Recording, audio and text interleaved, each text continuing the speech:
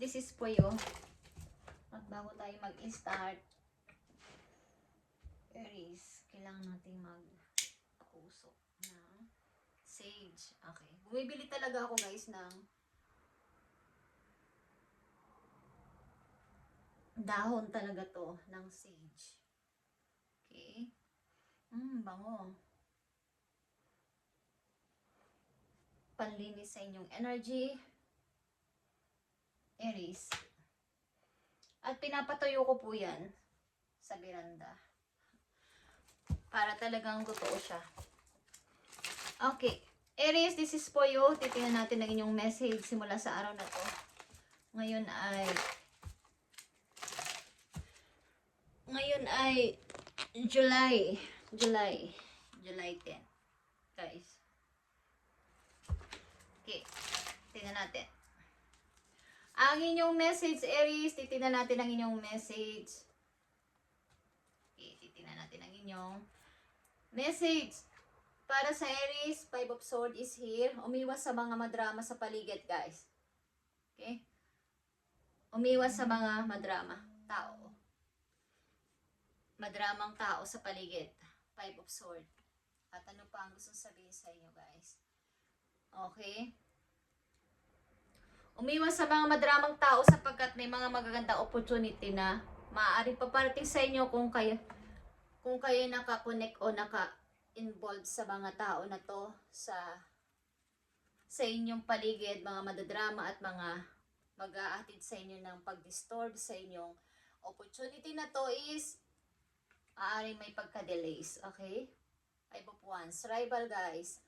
Alam nyo bang nasa gitna ang Ace of Pentacles, guys, sa inyo? Ng 2-5. Ito ay obstacle.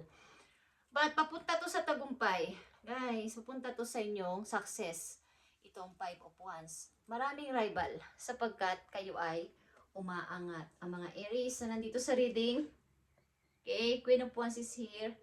Something na isang, kung kaedad nyo to, o naman ang edad din nyo, maaaring ito ay 40s pataas. Mature woman is here sa inyong, maaaring may nakaagapay sa inyo na isang ati-atihan ninyo, kuya-kuya ninyo, o mas matanda sa inyo, or kasing edad ninyo, guys. Okay, is merong nasa tabi ninyo para dito sa inyong success. At isa pang message, Aries. Tingnan natin. 3 of Cups. Yeah, guys.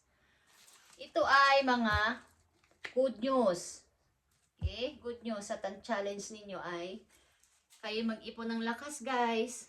Nakakonect din kayo sa King of Cups. Energy ng Scorpio. At maaaring happy kayo sa connection na to. Okay, Aries, ang challenge nyo dito ay maaaring dapat kayo ay mag-ipon ng energy sa inyong sarili. Magpabayaang maubusan ng enerhiya. Guys. Okay, mga opportunities pa parating. So, iwasan ninyo ang mga taong magbahatid sa inyo ng pag-aantala nito. Pag-delays ng inyong magandang opportunity. Okay, kaya ng pagkakaintindi ninyo sa sinabi ko. Okay, Queen of Wands is here. Isang person ito na nakaagapay sa inyo palagi. Maaring kapatid ninyo, nakatanda yung kapatid or kaibigan ninyo. Tingnan natin ang message pa sa inyo, Aries. Pipili tayo dito, guys. Ano man ang sasabihin sa inyo is listen your intuition, guys. Okay? Para sa mga Aries, bigyan mo sila ng tamang message na naka-connect pa dito sa una nilang mga mensahe. Okay?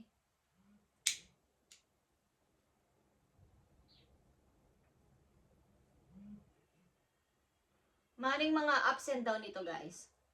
Okay? Kaakibat ng inyong pag-unlad sa buhay, mga opportunity na paparating, is may marami namang rival sa paligid. Rival sa trabaho, rival sa pamilya, o kahit saan. Is meron. So, Aries, titignan natin ang inyong message pa. Queen of Swords ito, guys. Matutong humindi, pag hindi, matutong mag-cut ng mga taong hindi na nararapat para sa inyo. Okay? Ito ay Queen of Sword, matutong maging matigas sa inyong mga desisyon at sa inyong mga sasalitain. Okay? 3 messages ang kailangan ko dito para sa Aries. I need 3 messages. Hierophant is here, guys. Meron ka ditong 3 5 at ito ay changes, guys. Changes. At mga minor na problema. May mga minor na problema sa pamilya din. Okay? Maaaring may humingi sa inyo ng advice galing sa inyong family. At meron kayo ditong pagdidesisyonan na kailangan kayo yung hihinga nila ng, maaaring kayo ang hininga ng advice at kailangan ninyong matutong sumagot ng matigas dito. Kung no, no. Kung yes, yes. Okay? About ito sa family problem. Tingnan natin. Page of Cups is here, guys. So, itong problema na to, maaaring may sangkot na mas bata sa inyo. Nakakabata nyong kapatid, anak ninyo, na medyo malaki na, is maaaring gustong humingi sa inyo ng pasensya, sorry, or what sa kanyang mga nagawa o ginawa. Okay, Aries. At nandito ang 4 of Pentacles, guys. Ito ay number 4, katulad nitong 4 of Swords. Ito ay number 4 also. At ang kasunod dito ay Magician. At 9 of Pentacles, guys. So, andito yung dapat kayong maghigpit sa paghawak ng inyong pera. Magkapera man kayo is kailangan yung i-hold ito at mag-ipon. At gawing matalino ang magiging pasya sa hinaharap para dito sa pag-unlad ninyo na to, okay? At talagang, maaaring may mga pinagdadaanan ng ilan sa inyo at sumasapit dumadating ang oras na kayo ay nalulugmok o nalulungkot o medyo parang down. Okay, Aries. So may mga konting problema sa paligid, guys. May sangkot din ng family problem, pinag-uusapan. Ba't kailangan ninyo dito humindi kung hindi at umuo kung oo? Something na matigas na decision, Aries, is kailangan dito. Kahit na ano pa ang gawing panunuyo sa inyo, kailangan pag hindi nararapat is hindi nararapat. Okay. Para to sa Aries, sa kailang career o sa kailang kaperahan, I need message for Aries. Dito, Spirit Guides from Heaven. Okay, smooth lang. Smooth lang ang inyong card. Okay. Isa pa. Okay, Aries, this is for you. Spiritually, Aries.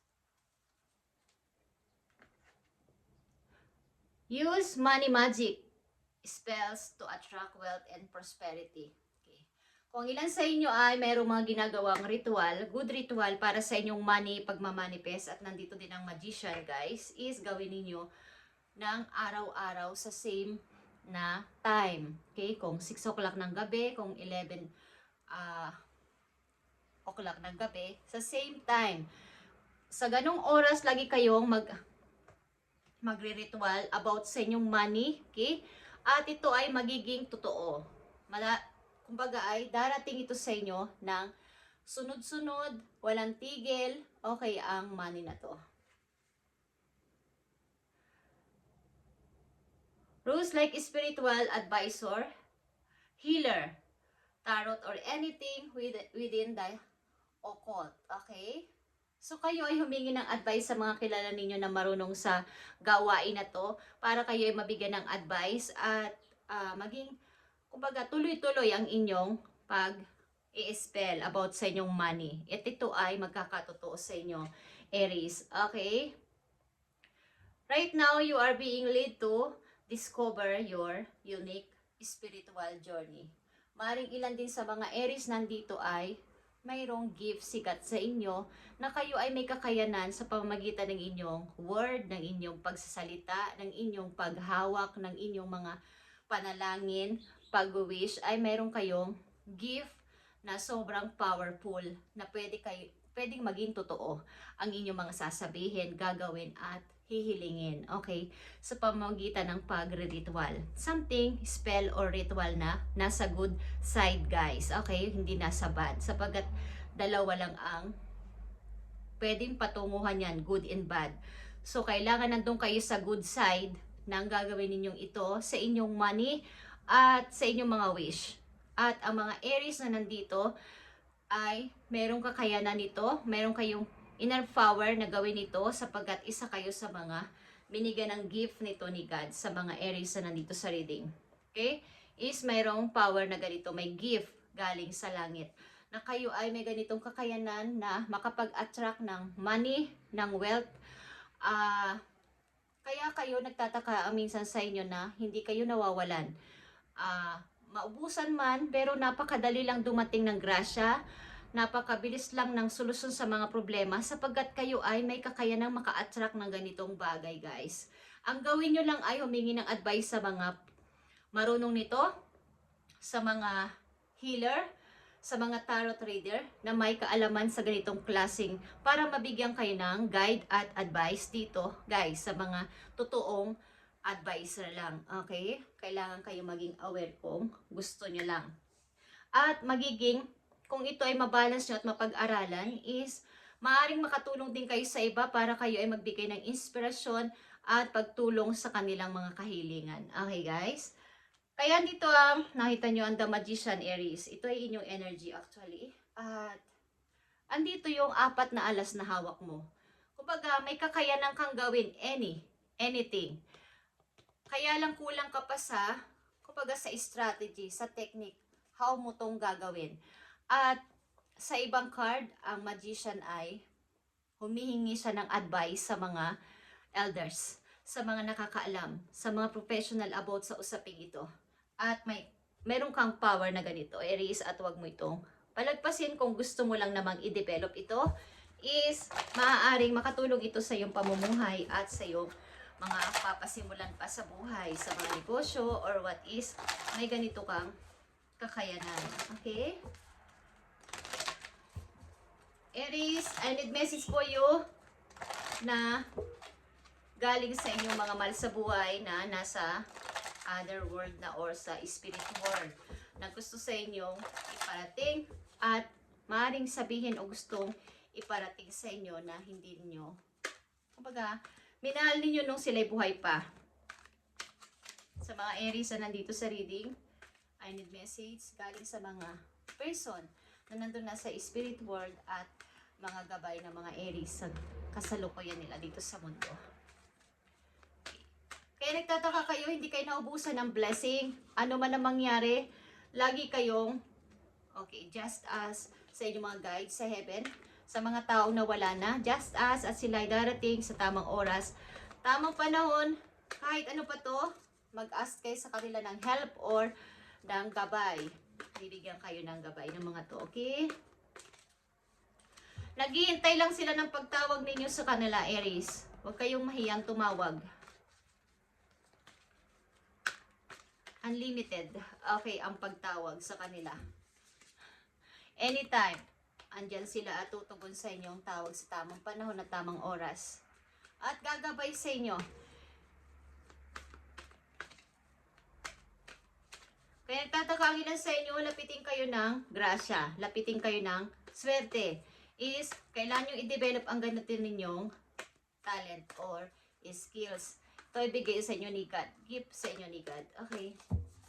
So, tingnan natin, Aries, ang message sa inyo ng mga taong nandun na sa other world or other, sa spirit world na inyong mga nakasalamuha o minahal nyo o minahal kayo nung sila ay nandito pa sa lupa. Thank you po. Thank you po. Find your center, Aries. Yan ang gustong sabihin sa inyo. Find your center. Ito ay iyong balance. Pagbabalanse, okay? Your outside world is a reflection and manifestation of what's going on inside you and this time. When the outside world becomes so hectic and stressful that your anxiety start to overwhelm you, then this is an ideal moment to stop and ask, when was the last time I decided and with myself. Okay?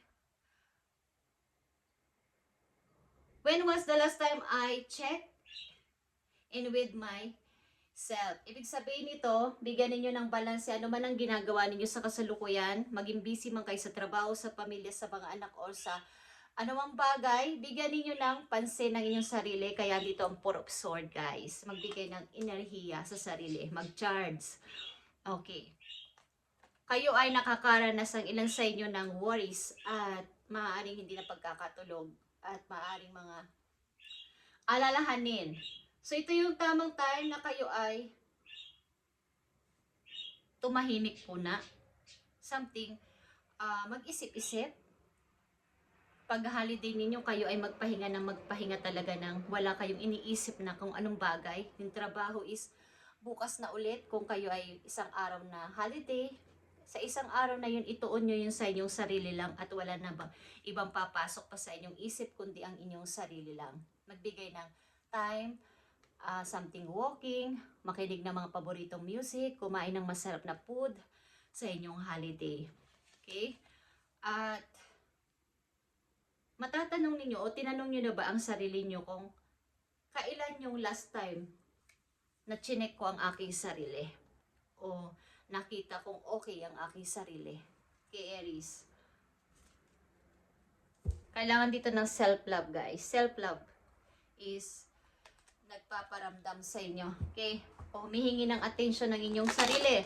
Now is the time to love, nurture, and heal yourself. Self-love is not simple o simply a statement about feelings good. Okay? It's a state of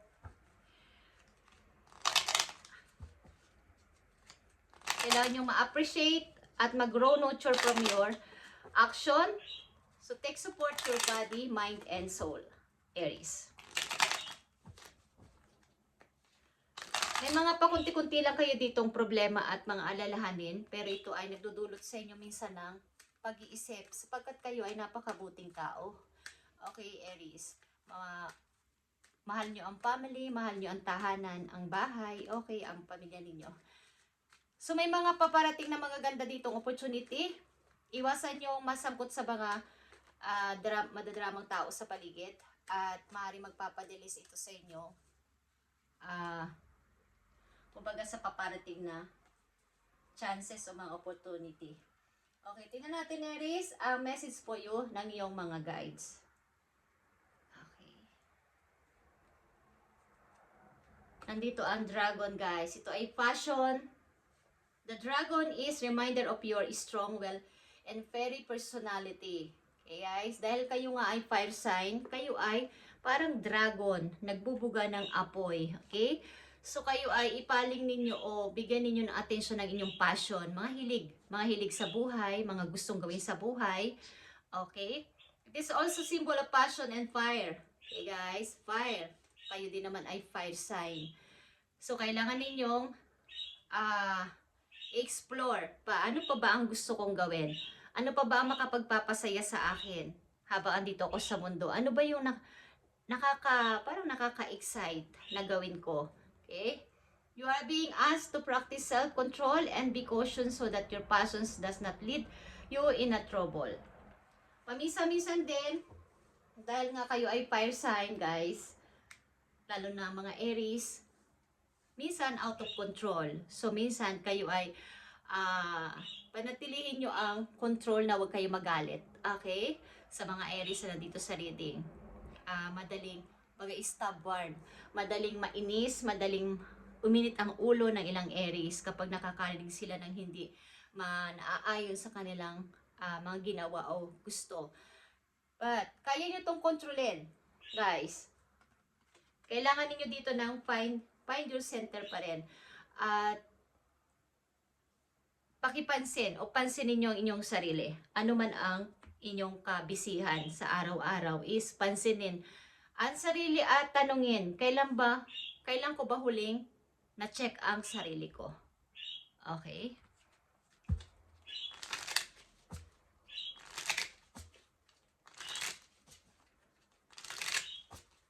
Bago tayo magtapos, guys, tingnan natin at silipin ang inyong pag-ibig. Message ito sa inyo ng inyong person. Okay? Ng inyong person, guys, kung kayo nasa relasyon, ha? Message sa inyo. Nasa relasyon or wala na sa relasyon. Depende sa lalabas na message sa inyo. Okay? Aries, message sa inyo to ng inyong person. Okay, Aries. You have to be patient. Yan ang sabi sa inyo. So, maaaring humihingi pa siya ng konti pang pasensya para sa'yo. Okay? Kailangan mo pa ng konting pasensya sa yung partner o sa yung karelasyon na to. Okay? Maaaring hindi kayo nagkikita or may mga bagay-bagay na inaasikaso. But you have to be patient. Yan ang message sa'yo ng yung person. So, Aries, ito inyong message today. At find your center. At pag-aralan nyo to, guys, ang pagmamanifest ng inyong pera, ng inyong, kumbaga para kayo maka-attract pa ng more prosperity o money sa inyong buhay. May kakayanan kayong gawin to sa pamamagitan ng inyong desisyon, pananalita, at something pag-wish or pag-ritual. Good ritual, guys. Inuulit-ulit ko, good ritual, good spell is hindi masama basta nasa tamang side kayo. Okay, is ito ay 100% nagkakatotoo, guys. Manifestation ito, manifest ito. Katulad ito ng law of attraction. Kung ano yung sinasabi mo, paulit-ulit, araw-araw, maya-maya, na may good intention ka at pure intention sa iyong puso, is ito ay 100% magiging totoo. Dahil kung ano yung sinasabi at gustong mangyari, kahit sinong tao, ay magiging totoo. Kailangan kayo yung masunod sa inyong isip. Okay? Yun ang magiging outcome. Kung negative, negative din ang paparating. The more na positive ang inyong sinasabi, kahit na 5 o 100 o 500 o pinakamaliit ng kung konti lang ang inyong money sa wallet is, thank you. May money ako, ang dami kong money. Pag marami kayong barya, ang dami kong money. Pag maglalabas kayo ng pera sa supermarket, bubulong kayo sa inyong sarili, sa isip nyo na, thank you dito sa money. Salamat po sa money. Salamat po sa food. At babalik ito sa akin. Okay? Hindi nyo maiintindihan, nakaka-amaze ang buhay. Guys, may nakakarinig na hindi nyo nakikita sa paligid na mga energy na natutuwa sa inyong pagiging isang positibo person. At yan ay ibabalik sa inyo nang hindi nyo namamalayan na napakadali at parang napakadulas na. Parang andyan na kagad, may balik agad. Hindi nyo alam kung kaino manggagaling pero meron. Guys, okay? Thank you, Aries, and God bless sa inyong lahat, guys. At i-develop nyo tong inyong kakayanan na to at mayroon kayong ganitong gift mula kay God na kayo ay pwedeng maka-attract ng any na gusto ninyong mangyari sa inyong buhay. Okay? Thank you, Aries, and God bless.